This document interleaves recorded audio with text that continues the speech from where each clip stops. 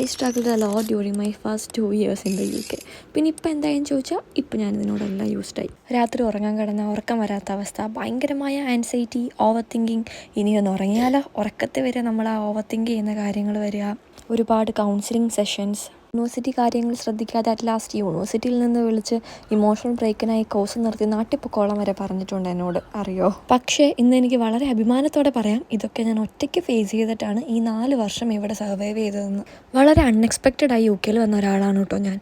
അതുകൊണ്ട് മാത്രം ജീവിതത്തിൽ സംഭവിച്ച വലിയ നഷ്ടങ്ങളുമുണ്ട്. പക്ഷേ ഇന്നും ഞാനെടുത്ത തീരുമാനം തെറ്റായിരുന്നു എന്ന് എനിക്ക് തോന്നുന്നില്ല.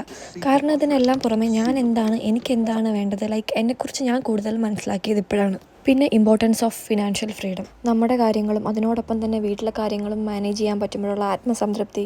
ഫ്ലൈറ്റ് ടിക്കറ്റൊക്കെ ബുക്ക് ചെയ്യുന്ന എന്തോ വലിയ കാര്യമാണെന്ന് വിചാരിച്ചെടുത്തുനിന്ന് സ്വന്തമായി ട്രാവൽ ചെയ്യാൻ പറ്റുക, അത് നമ്മുടെ സ്വന്തം കാശിന്. നേരെ ചൊവ്വേ ചായ ഉണ്ടാക്കാൻ അറിയാത്തടുത്ത് നിന്ന് തരക്കേടില്ലാണ്ട് കുക്ക് ചെയ്യാൻ പറ്റുക.